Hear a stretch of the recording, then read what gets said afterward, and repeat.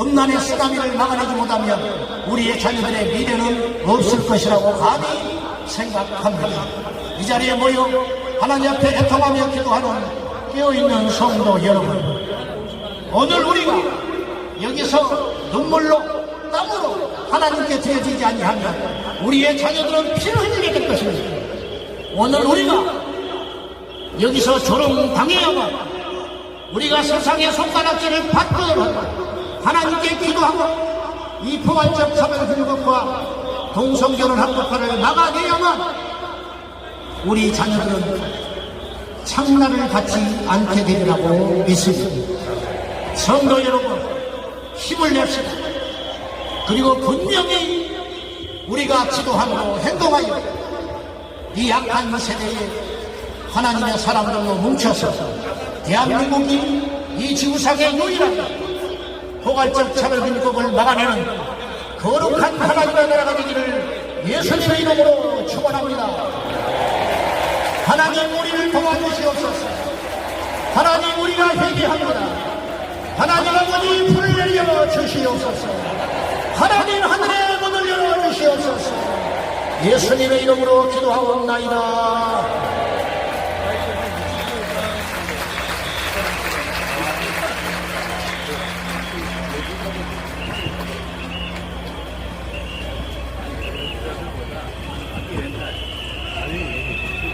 장 12절에 나는 악인이 죽는 것을 기뻐하지 아니하고 악인이 그의 길에서 돌이켜 사는 것을 기뻐하노라.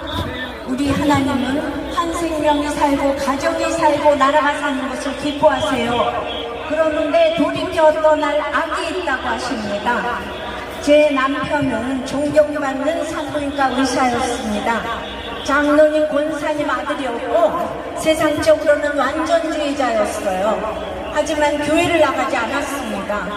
이 남편이 45살이던 어느 날 갑자기 쓰러졌습니다. 간암말기 진단을 받았어요. 남은 시간은 1년도 한 달도 아니고 하루였어요. 다음날 주일 새벽 목사님은 남편 손을 붙잡고 어떻게 천국에 들어가시겠냐고 물었습니다. 남편은 예수 이름으로요 라고 대답한 후에 그런데 목사님은 제 직업을 아십니까? 지금 제가 믿음이 없어서가 아니라 죄가 많아서 교회를 못 나갔습니다. 회복시켜 주시지 않아도 할 말 없는 죄인입니다. 80년대 정부의 산하 제한 정책은 낙태가 악의 평범성이 되게 했기에 죄의식도 없이 행했습니다. 인구 절벽을 가져왔지만 갈수록 악의 무감각으로 낙태 허용법까지 통과되었습니다. 동성애도 한 번 법으로 통과되면 이 무서운 죄가 아무렇지 않은 평범한 악이 된다는 것입니다. 수많은 태아를 낙태시킨 저희 남편은 정말 하나님의 은혜로 생명을 파괴한 죄를 진심으로 회개하고 주님을 영접하고 주님 품에 안겼습니다. 우리는 단 하나의 생명도 지켜야 합니다. 태아부터 노년까지 모든 생명은 그 누구도 하나님의 형상입니다. 소수자의 생명이 소중한 것이지 소수자의 생명만 귀한 게 아닙니다. 여성의 인권이 귀한 것이지 여성의 인권만 중요한 게 아닙니다. 우리는 하나님이 주신 생명을 반드시 지켜야 합니다. 그래서 태아를 낙태하면 안 됩니다.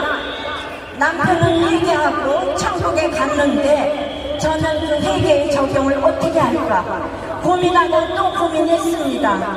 성령 안에서 한 회개의 무게를 너무도 잘 알기 때문입니다. 오랜 기도 끝에 늦었지만 최근 저와 저희 자녀들은 이 낙태의 죄값을 치르기로 했습니다. 남편 생전에 운영했었던 산부인과 건물을 하나님께 드려 복지재단에 세워줬습니다. 한 생명을 살리는 일에 쓰임받고자 했기 때문입니다. 이 귀한 생명을 하나님은 남녀의 연합인 결혼으로 시작하게 하십니다. 가정을 통해 이어가게 하십니다. 그래서 하나님께서 만드신 결혼도 가정도 거룩하기에 결혼의 목적은 행복이 아니고 거룩입니다. 거룩을 이루어갈 때 행복은 따라오는 것입니다. 예수님이 이 땅에 오셔서 공생의 첫날 세례 요한에게 세례받으시고 이 땅의 질서에 순종하는 분을 보이셨습니다. 그것은 사람이 돼지에게 세례받는 것과 같은 낮아짐입니다. 그리고 십자가로 순종의 결론을 보여주셨습니다. 마찬가지로 성경에 여자의 머리는 남자고 남자의 머리는 그리스도라고 하셨습니다. 그러므로 아내의 복종과 남편의 사랑의 언어는 인격에 순종하는 것이 아닙니다. 이 질서인 역할에 순종하는 것입니다.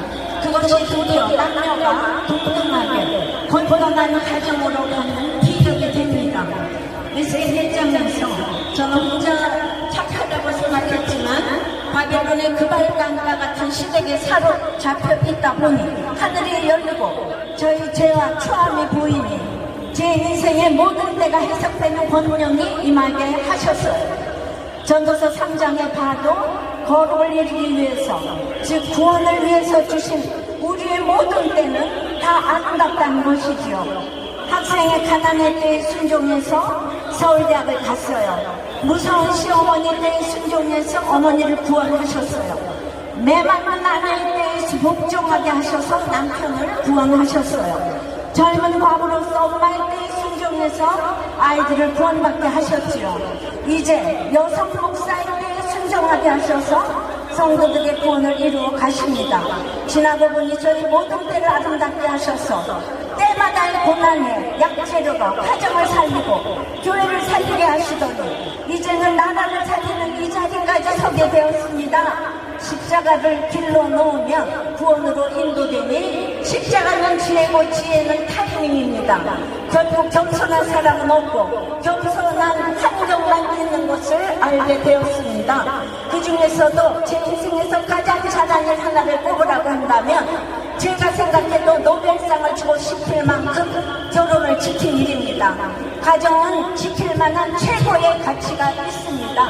왜냐하면 제 큐티 간증을 듣고 이혼과 자살 등을 결심했던 분들이 뜻을 돌이키고 많은 가정이 지켜졌기 때문입니다. 그래서 날마다 살아나는 큐티의 주인공이 되었습니다. 오늘 큐티에 보면 디도서 1장도 장로의 자격이 가정에서 본이 되는 자라고 하십니다. 본이 된다고 완전한 자를 말하기 아니에요. 항상 신실한 말씀으로 회개하는 자를 말합니다. 우리들 교회가 개척부터 차별금지법과 동성애를 막아달라고 20년을 눈물로 기도해 왔어요. 그런데 말씀 묵상으로 가정을 중수하고 지키는 것이 동성애를 막는 가장 확실한 비결인 것을 20년 목회를 하면서 열매로 알게 되었습니다. 한국교회가 교회 같은 가정 같은 교회가 돼야 돌이켜 살아나게 될 줄 믿습니다. 기도하시겠습니다. 주님, 오늘 주님 우리를 부르십니다. 살아나라고 하십니다. 악한 길에서 떠나 돌이켜서 살라고 하십니다. 그런데 아직도 돌이켜야 할 일이 너무나 많습니다. 비인식과 비교의식에서 오는 두려움이 아직도 도안을 찾고 있습니다. 생명을 가볍게 여기고 창조 질서를 무시하는 역할에 순종하지 못하고 가정을 깨뜨리려 했던 악이 있습니다. 용서하여 주시옵소서. 회개합니다. 우리의 회개를 받으시고 건강한 가정, 거룩한 나라를 세워 주시옵소서. 주님, 우리의 동성애자들을 사랑합니다. 어서서 기도가오게 도와주시옵소서. 오늘의 이 기도가 자녀들에게 유언이 되게 하여 주시옵소서. 삶으로 완전한 부모 못 되어도 회개의 의사를 남겨주는 부모가 되어서 이제 부모 세대는 이렇게 모여서 기도했다고 이것을 꼭 기억하는 우리 다음 세대가 되어서 하나님이 방문해 주시기를 기도합니다. 주여, 다음 세대를 살려주시옵소서. 살려주시옵소서. 살려주시옵소서.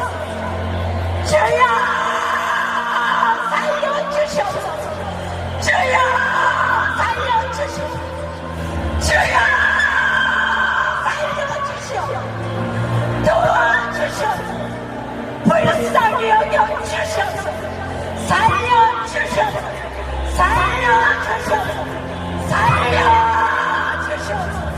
주님, 주님, 주님, 도와주시옵소서. 창조 질서를 막는 악법이 제정되지 않게 도와주시옵소서. 대하생명보호법이 제정되게 도와주시옵소서. 예수 그리스도 이름으로 기도드리옵나이다. 아멘.